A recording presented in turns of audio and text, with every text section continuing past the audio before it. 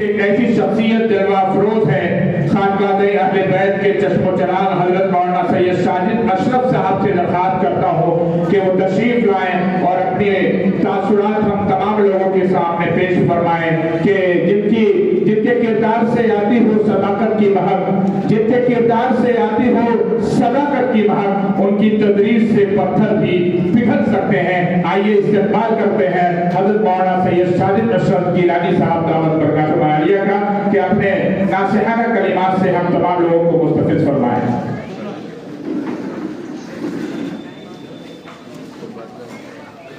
السلام علیکم ورحمۃ اللہ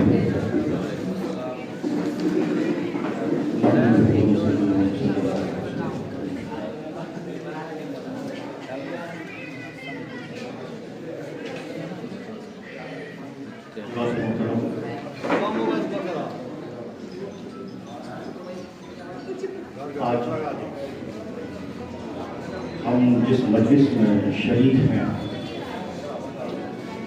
تو انجمن اردو ترقی بہار کے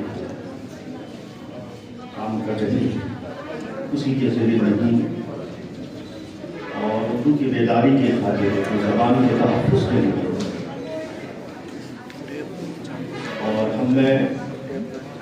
جو اپنی زبان کے تعلق سے غفلت آ رہی اثر نو اس کی آبیاری کے لیے ہم سب یہاں جمع ہوئے ہیں۔ اس سلسلے میں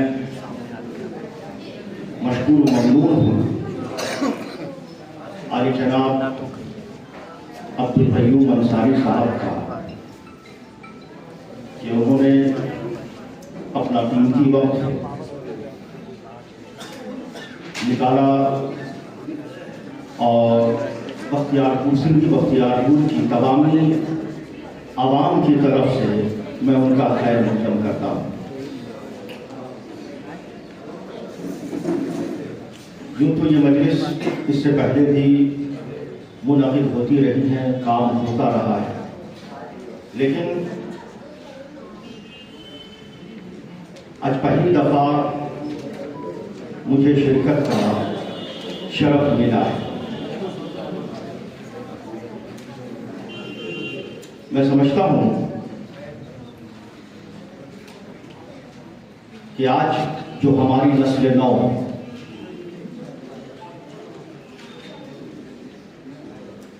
اردو زبان سے بیگانہ ہو رہی ہے، بہت حد تک دور ہوتی چلی جا رہی ہے، ہمیں آنے والی نسلوں کو ان سے اثر نو روشناس کرنے کی ضرورت ہے۔ اس بات سے بھی منہ نہیں موڑا جا سکتا کہ یہ اردو زبان کسی خاص قوم مذہب کی زبان یا کسی خاص طبقے کی زبان ہے۔ اس زبان کی خصوصیت یہ ہے کہ جو یہیں پیدا ہوئی، یہیں پروان چڑھی اور بہت قلیل مدت میں اس زبان نے عروج ارتقاء کی وہ منزل طے کی ہے کہ اور زبانیں جس کے آگے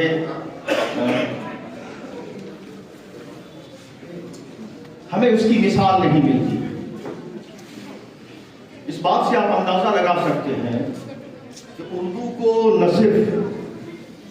مسلم قوم نے گلے سے لگایا، یہ اور بات ہے کہ اس زبان کو خاص طور پر تھوپا جاتا ہے کہ نہیں یہ زبان مسلمانوں کی زبان ہے۔ اگر یہ زبان مسلمانوں کی ہی زبان ہوتی تو آج میں آپ کو بتاتا چلوں کہ رامائن کے تقریباً 300 سے زائد تراجم ہمیں اردو زبان میں ملتے ہیں۔ دیگر ادیان کے مذاہب کے، چاہے وہ عیسائی ہو، چاہے اور زبانیں ہوں اور مذاہب ہوں، ان کے جو مذہبی کتابیں ہیں بے شمار تراجم ہمیں آج اردو زبان میں ملتی ہیں، اور نہ صرف مسلمانوں نے اس کو پروان چڑھانے میں کلیدی کردار ادا کیا ہے، بلکہ ہم تو دیکھتے ہیں کہ اس زبان کو پروان چڑھانے میں جس قدر مسلمانوں کا حصہ رہا ہے اس سے کہیں زیادہ غیر مسلموں نے اس میں کردار اور حصہ ادا کیا ہے۔ میں آپ کو بتاتا چلوں کہ اردو کے فروغ کے لیے آپ نے سنا ہوگا کہ جو سب سے پہلا ادارہ مارز وجود میں آیا، جس کو ہم سب فورٹ ولیم کالج کے نام سے جانتے ہیں، خاص اردو ہی کی ترویج و اشاعت کے لیے اس کالج کا انعقاد ہوا، اور مختلف کئی ایک ریاستوں کی دفتری زبان بھی اردو قرار دی گئی۔ بہرحال آج یہ ہمارا المیہ ہے کہ ہمارے اسلاف نے جو اردو کے تعلق سے خدمات انجام دی ہیں یہ انہی کا حصہ تھا۔ آج ضرورت اس بات کی ہے کہ ہم جو خواب غفلت میں پڑے ہیں ہم کیا کردار ادا کریں، سوائے اس بات کے کہ پیدرم سلطان ہمارے باپ نے ایسا کیا، ہمارے دادا نے ایسا کیا۔ ہمیں اس بات کی ضرورت ہے، آج اس بات کی ضرورت ہے کہ ہم اس زبان کی ترویج و اشاعت کے لیے، اس کو فروغ دینے کے لیے، اس کی ترقی کے لیے، اسے عروج تک پہنچانے کے لیے ہم کیا کردار ادا کر رہے ہیں۔ ہم اپنے اندر جھانک کر دیکھیں، اور اسی آئینہ کو دکھانے کے لیے آج بھی یہ مجلس منعقد ہوئی ہے۔ یہ ساری بڑی بڑی شخصیات جو آپ کے نظروں کے سامنے ہے، کوئی آفتاب ہے، کوئی ماہتاب ہے، جنہوں نے اپنا قیمتی سے قیمتی ترین وقت نکال کر اپنی مصروفیات کو چھوڑ کر ہمارے مابین یہاں جلوہ فجر یہ صرف اور صرف اس لیے آئے ہیں کہ یہ جو آپ کی زبان تھی، جو پیاری زبان تھی، جو ہندوستان کی سب سے مقبول ترین زبان تھی، آج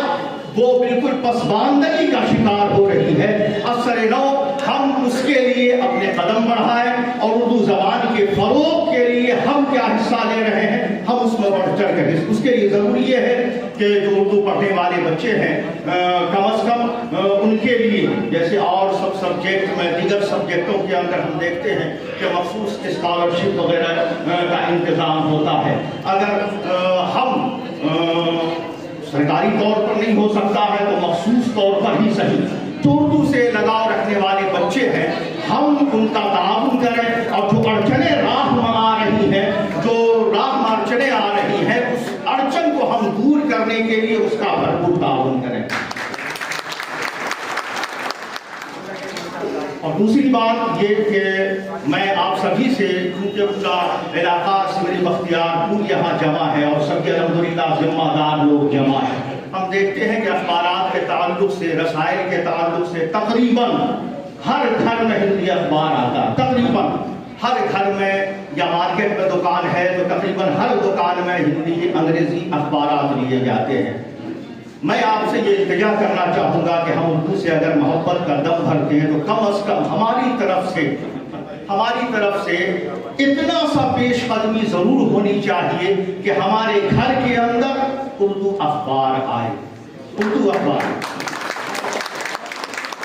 اور صرف اخبار آئے تو وہ ہمارے گھر کی یا ہمارے کاموں کی زینت نہ بنے۔ آپ خبر کے لیے پڑھ رہے ہیں، پڑھیں، لیکن پڑھنے کے درمیان ہماری کوشش یہ ہونی چاہیے کہ جو ہمارے بچے ہیں، جو نسل نو ہے، ہم کوشش کریں کہ جو خبر ہم خود پڑھ رہے ہیں وہ ہم اپنے بچے سے پڑھوا کر سنیں۔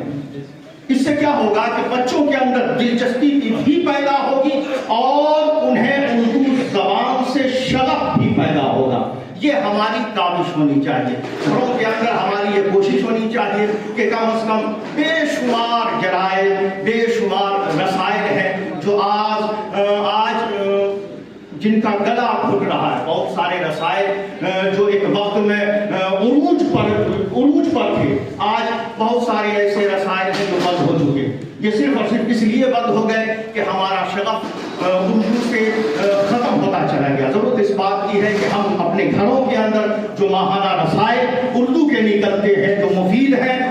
بہت سارے ایسے رسائل ہیں، آپ لوگوں سے رابطہ کریں گے تو انشاءاللہ وہ آپ کو بتائیں گے، بہت سارے دینی بھی ہیں